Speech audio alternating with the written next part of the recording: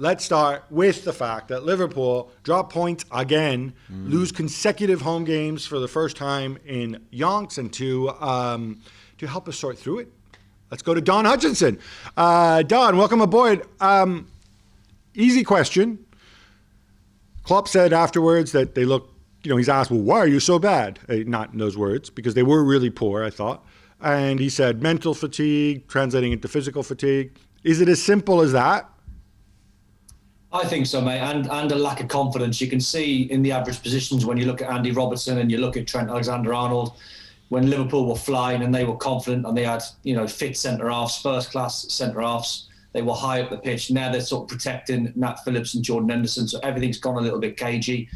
And I think more mental fatigue, Gab and Juls. I think when you look at Liverpool and what they've done over the last 2 or 3 years, the front three, when you pick Liverpool's best 11 and everyone's fit, these guys have been playing together for an awful long time.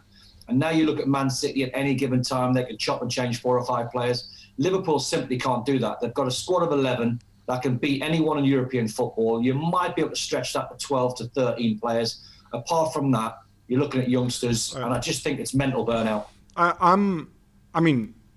got to stick up for Klopp a little bit because we're so used to all the absentees and all the injuries.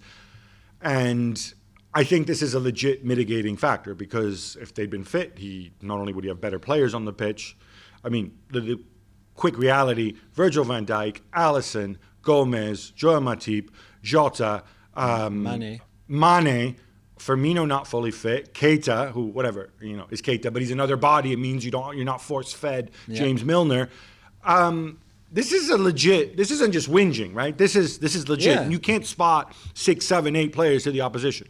It's all the injuries they didn't have in the last 3 years that all come at once in the same season. That's it. They've been very lucky, especially that front three and all the key players to be okay for the last 3 years when they were amazing. And then this season, it's just the complete opposite. It's the complete extreme. And I think you can see it with take away the 4 best players of any team, pretty much, let's say the 3 best players in any teams, in any top teams in Europe, and they will struggle. They will struggle, especially when they play every 3 days, and especially when they play such a demanding style of football. Let me guess, your 3 best players are Van Dijk, Alisson, and Mane. Those are the 3 you're talking about? Exactly. Don, there were some individual things, because in the end, we talk about more broadly, and they were poor, I think, as a group. Equally, we saw Salah, one of Liverpool's few chances, had a miss early on, and then he had a miss in the second half as well. He did score 2 goals in the last game. We thought, here's a bit of a turnaround, but then you wonder if that was a false dawn. And equally, Trent Alexander-Arnold, who'd been one of their most consistent performers, he's had a couple good games recently, but overall, this is a very poor season. Yeah, bad and season for him. I can't help but wonder, Dan Burn is 6'20". How did he lose him so many times? Well, it's difficult because when you ask to try and get up and down that pitch, you've got to try and get forward, you've got to try and get touch tight to markers. Dan Burn, as you said, is 6'6", one of the tallest wing-backs in the league, brilliant in the air. And yes, he lost him, but I'd like to take the move all the way back to when Brighton started their move, and they passed the ball ridiculously well. They scored a Man City goal, if you like. They played into the lines, they played into midfield, a little flick for, I think, Trossard, little Cruyff flick, and then they worked it into wide, into Solly March, put a great cross in. The finish was probably the scruffiest part of the move.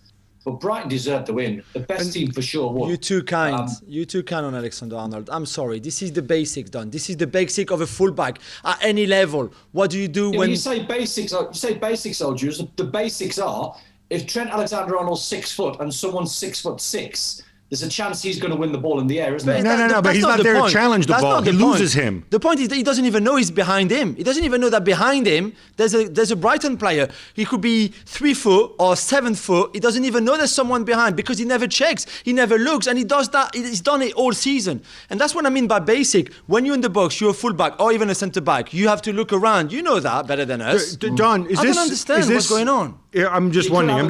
Sorry, if I just want to. Andy Robertson, but stopping the cross.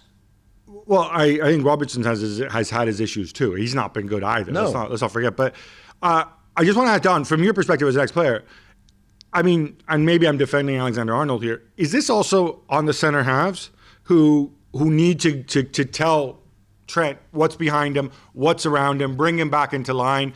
And instead, they have Nat Phillips, who I'm sure is a very nice man, but isn't on a par with Virgil van Dijk, and Henderson, who is a great leader, but is obviously not a central defender. Does that come into it? Or do you think that's a bit of making an excuse for fullbacks there?